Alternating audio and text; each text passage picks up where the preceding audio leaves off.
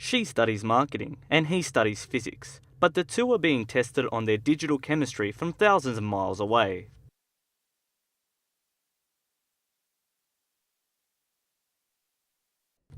Megan Bonner met her English boyfriend on exchange in Canada 6 months ago. The 21-year-old says she has been using social media constantly to contact Adam since her return to Australia 8 weeks ago. I'm glued to my laptop. yeah, it's not the same, but talk every day still get along, still talk about nothing. After experimenting with old forms of communication, Bonner admits her relationship wouldn't be able to survive without technology.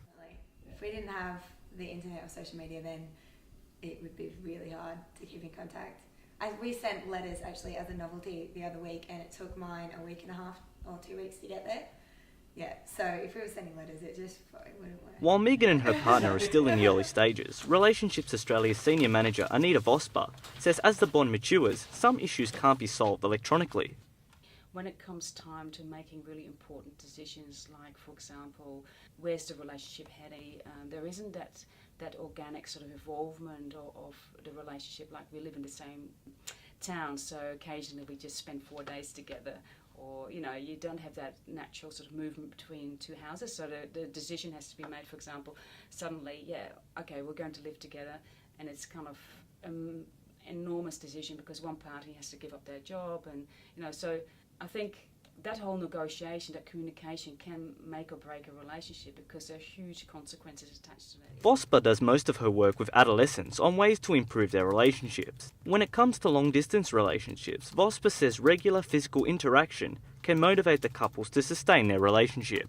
The challenges are really to really know when will you be able to really connect physically on a face-to-face basis, knowing when that will happen. And I think once a month is really, I think, a minimum of when a couple needs to know that they're going to meet, actually as face-to-face. I think that's really important if that's possible. If it's a longer term between seeing each other, then I think it may become more challenging.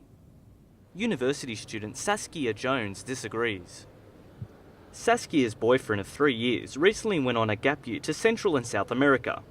The 20-year-old says the trip was a positive challenge which helped the couple flourish.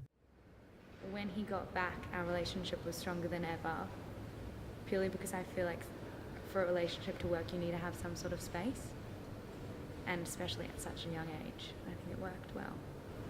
Asked if time difference was a factor in communication, Well, being in Central and South America on a gap year, I think he was up most nights anyways. I think sometimes got the best of both of us. I'd receive messages at like 3 o'clock in the morning sometimes, when it was his lunchtime or whatever. it appears Facebook and Skype have helped sustain relationships, but in the process have trivialised the idea of distance. The idea that one can travel to all corners of the globe without even leaving the computer screen. Tony Salerno, UTS News.